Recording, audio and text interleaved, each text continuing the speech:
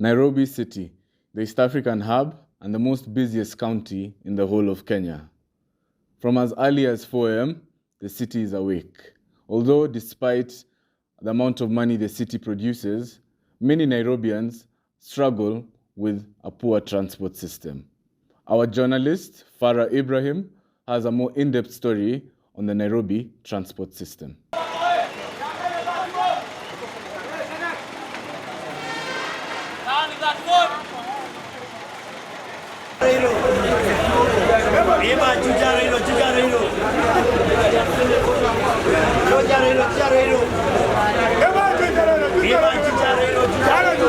If you live in Kenya or even visited it once, this sound is familiar to you. The voice of matatu conductors.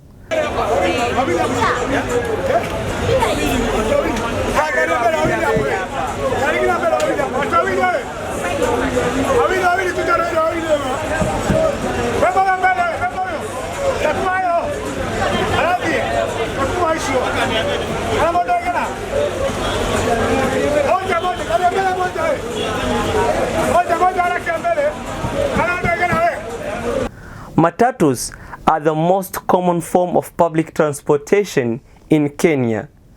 According to Geopol, the number of matatus currently operating on Kenyan roads is estimated at over 100,000, and the total daily passengers of bus and matatus are approximately 830,000.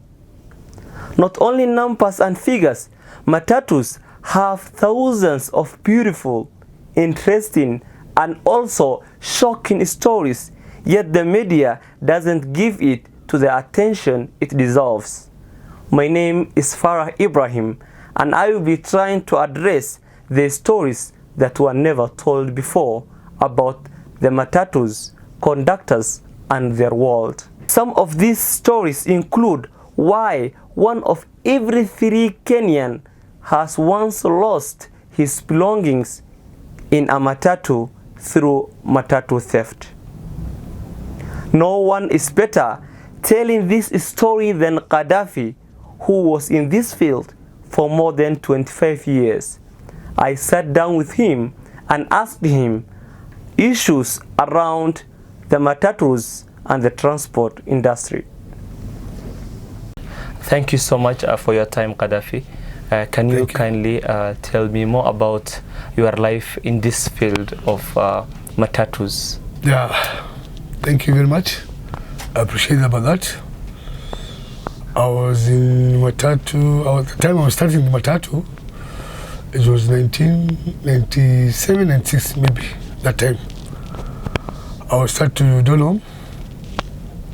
After that, I was going to trailer. I was transferred myself to be on trailer, the big truck. Oh, the driver? Yeah, okay. As a driver. After that, I was going to out of country, a neighbor country, part of the neighbor. I've got a lot of problems there because of malaria. Sometimes you get malaria, typhoid, because of a lot of water changing claims. And I've seen. Now came back to. You came to the life. The time I'm get life, see the life was being bad to me, and my mom would say, I cannot avoid that life. Let me search another life. I was back to matatu. I was back to Donholm, Greenfield. I was working there a few years. Then I was back to Slee, to number 9. After number 9, I was get back to number 4.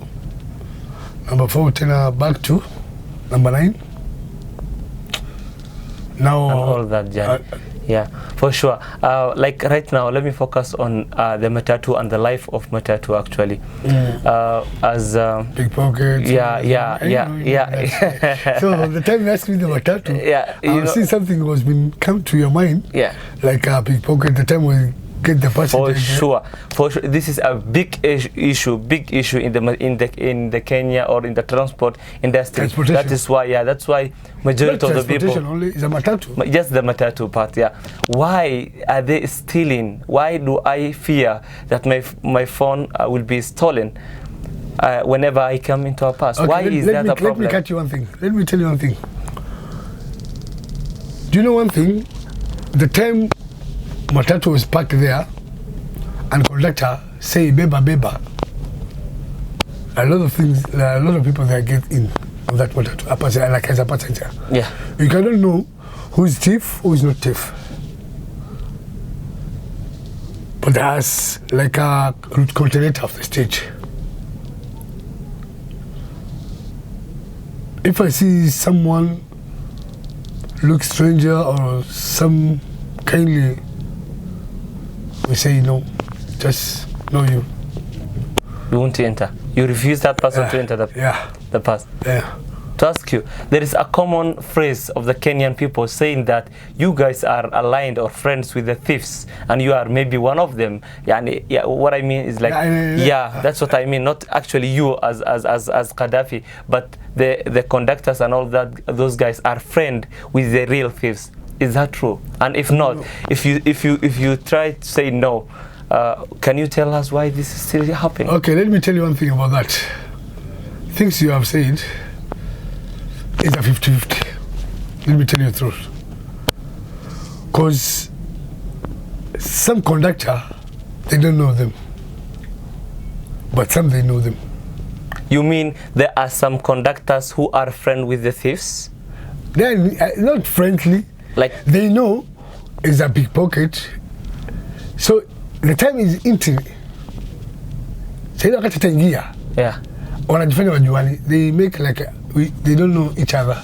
Okay. You know that? Yes.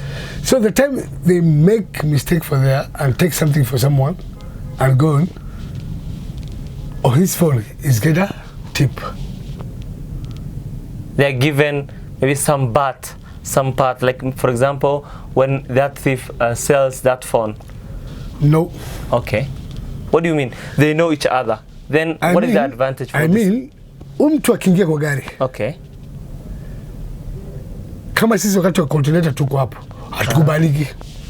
Huwa tunakataa. Kwa juu tunajua ile movement yao vile nakaa, hatukubaliki. Okay. Na katika baadhi ya conductor na makanga wengi wajua ni pickpocket. So wanaweza kuta ameingia kwa pickpocket, ameingia ambaye makanga hajui ama conductor ama mimi sijamuona, bahati mbaya labda kuna abiria amekuja anataka kuniuliza anaenda hajui nimuelekeze. Sawa? Anaweza kuwa labda ameingia on that time. Na tuko busy on that time, hiyo big time tuko busy, gari kajeke ikienda kula kitu kika happen pale. Ile tuwezi jua. Na ile kitu iko. Ndio nataka niwaambie Wakenya wenzangu, uwe Msomali, Mkikuyu, nani whatever, you are still Kenyan. Ukipanda gari umeona umekosea, kuna kitu umepotelea katika hiyo gari, umeshuka, na wakati unapanda make sure umesoma number plate ya gari na jina. Ndio in case kitu kitokea tunajua jina ya gari ama number plate ya gari, tuweze kusaidiana. Bila hiyo tuwezi saidiana. Watu wengi kama sahii wangapi nimeona wanasema wamepolisao kitu kwa gari, na ukiuliza okay ni gari gani, number plate, jina ya gari, wanasema wajui, wakumbuki. So hiyo hatuwezi blamiwa jamani.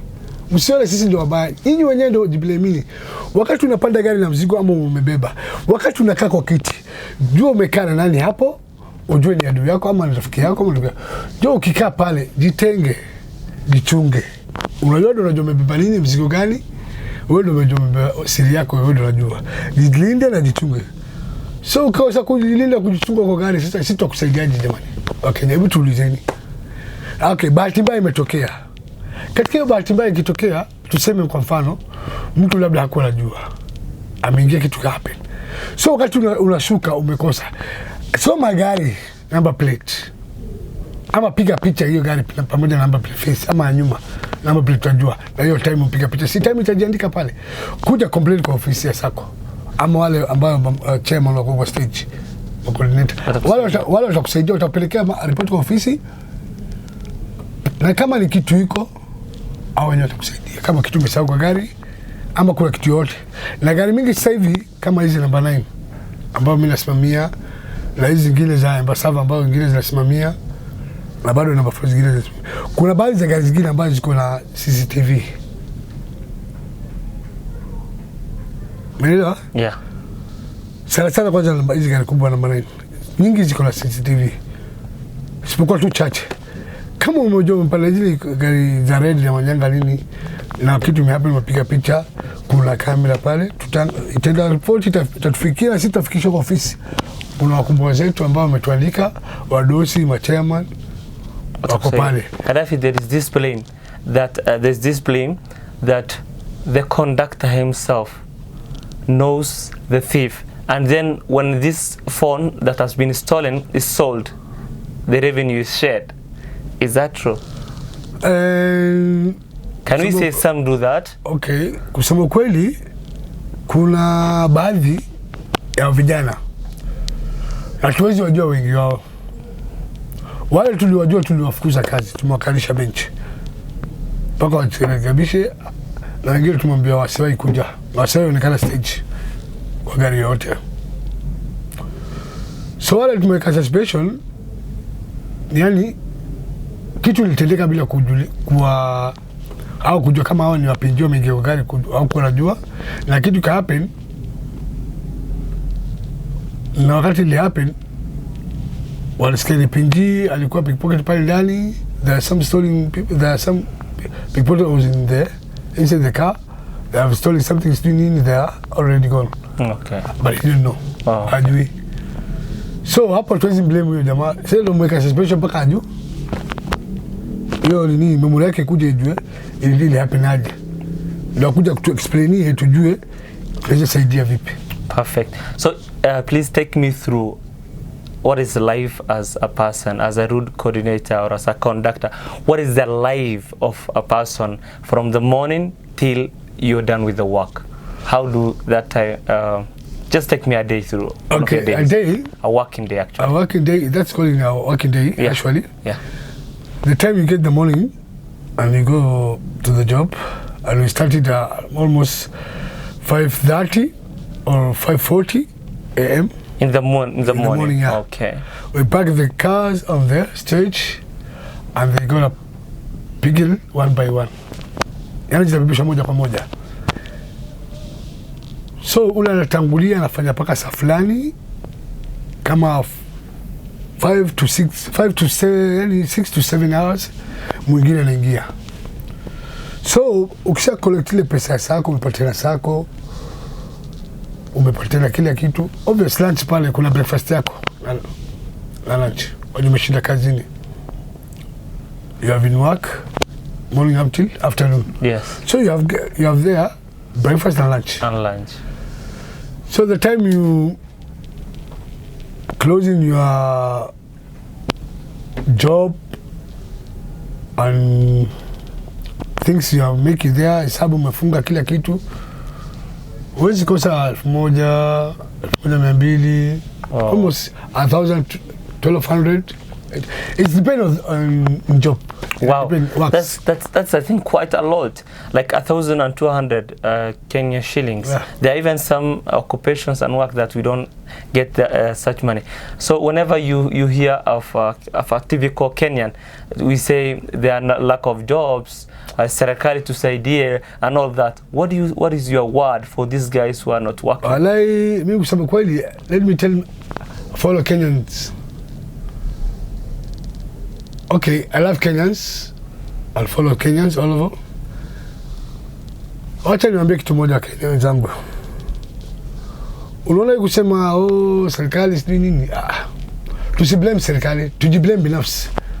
Uko na nguvu ya kubeba kitu, uko na mguu unaona kila kitu. Unaweza vaa, unaweza tembea. Kwa nini usifanye kazi? Kazi yote ni kazi. Ile kufagia, kupanguza, kupiga deki kwa mahoteli, kwa netwaje hawa watu muhudumu yani tuseme. Unaona? Muhudumu unaweza kuwa, cleaner unaweza kuwa, yani hata kuosha gari, kaosh. Unaelewa? Kupiga debe, kujaza gari. Bora mapato yanaingia. Bora ni kazi. Amkeni, acheni hizo vituko. Tuamkeni tufanye kazi pamoja. Kazi ziko mingi. Na hapo rais mlisikia alisema nini? Mahasla oye, kazi itaku. Kwa hiyo si ati ngoja rais akupatie shika hii kazi. Kuwa na bidii ndio upate mingi. Ndio hivyo nasema. Thank you so much, Gaddafi. That was an inspiring speech to all Kenyans. I hope they heard you. Thank you so much. Thank you, Farah Ibrahim, for a very interesting and insightful story, and for tasking both the county and national government to look into the issue. I've been your host, Nigel Mutuku. See you next week.